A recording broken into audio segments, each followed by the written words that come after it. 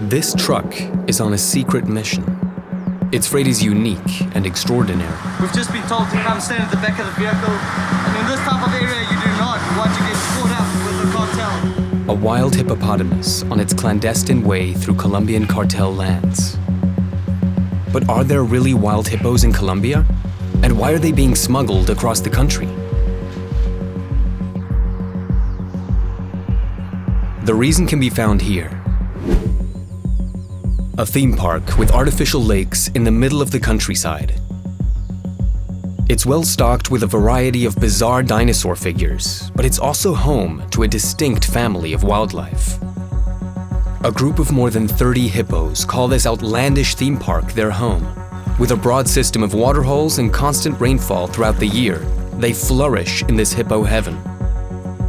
But really, they shouldn't be here at all. These hippos live in the middle of Colombia, 150 kilometers east of Medellín. But as a species, their natural home is in sub-Saharan Africa, 9,000 kilometers and an ocean away. It all dates back to the 1980s, when the notorious drug lord Pablo Escobar dominated the country. Building an empire based on drug trafficking and terror, he amassed incredible wealth. And just like any drug lord cliché, he loved spending his time on extravagant hobbies. His estate and main hideout was the luxurious Hacienda Nápoles, a playboy ranch designed for lavish parties and entertainment with his mobster friends. But there was more. The ostentatious gangster built a private zoo on the estate with all kinds of illegally imported, exotic animals. The crowning glory was an enclosure with 4 hippos. Escobar had allegedly fallen in love with these unusual animals. In 1993, Pablo Escobar was gunned down in a shootout with police in Medellín. Following his death, the Colombian military seized his estate and took charge of all the exotic animals there, with most of them relocated to zoos or sanctuaries. The only exceptions were the hippos. Their removal turned out to be too complicated, and nowhere could take them in. So today, decades after Escobar's death, Colombia is still wrestling with the mess he made. The hippos and their offspring are still on his estate.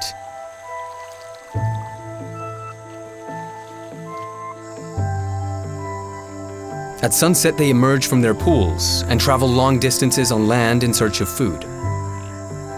The boundaries of Hacienda Nápoles are fairly easy for them to cross. And footage from camera traps around the estate shows that they routinely wander around the area at night.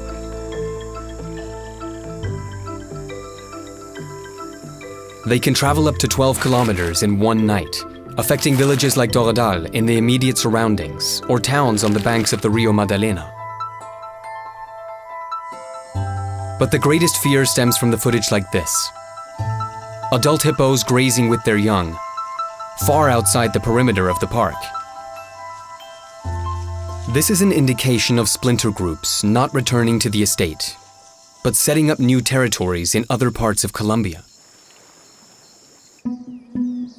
50 kilometers to the west of the park lies Cocona.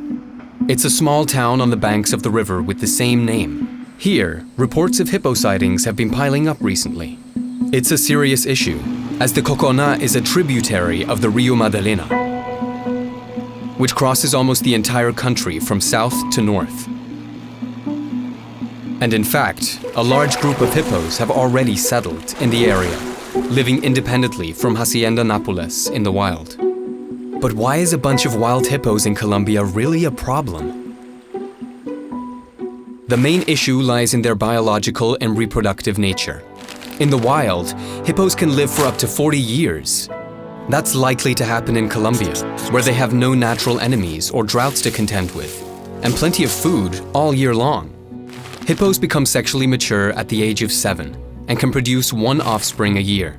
This means that every single female hippo could have up to 30 calves during the course of her life, resulting in an unfettered population explosion.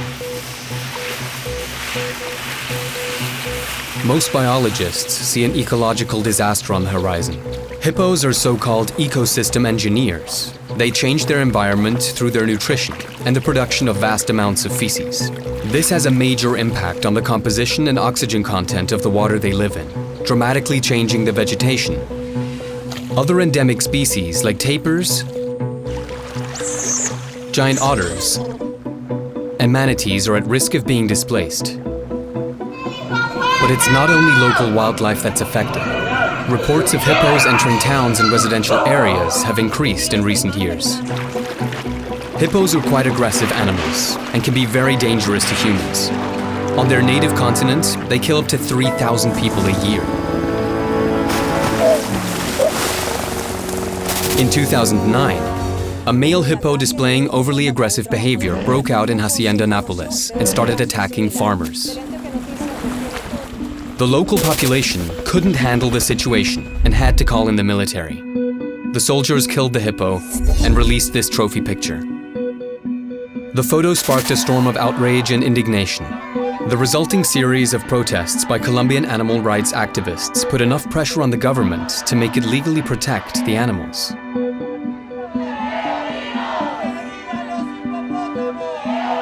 So today, up to 100 hippos are living under protection in and around Escobar's former compound, while their eventual fate remains up in the air. Some people argue that they should be taken to zoos or sanctuaries, but there isn't nearly enough space or resources to take them in and keep them enclosed.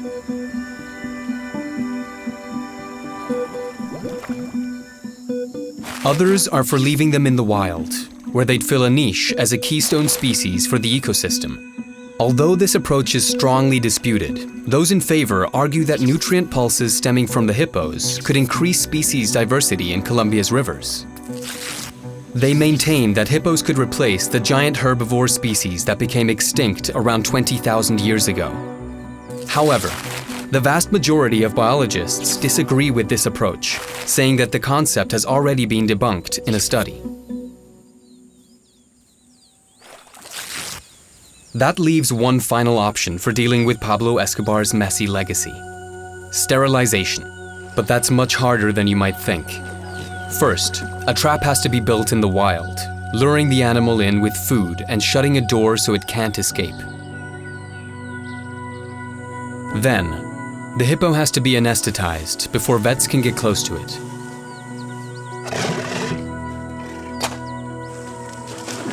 The sedated hippo has to be taken out of the water and prepared for surgery. Not an easy task in the muddy terrain.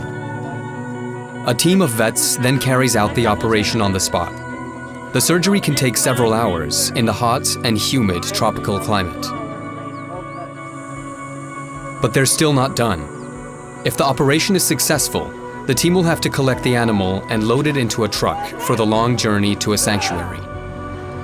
The hippo is simply too weak and the risk of infection too high to leave it in the wild.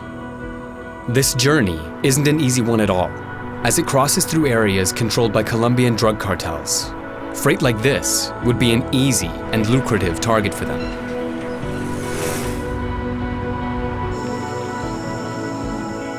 Once at the sanctuary, the hippo is housed in a fenced pool where it will be monitored for several weeks before being released back into the wild.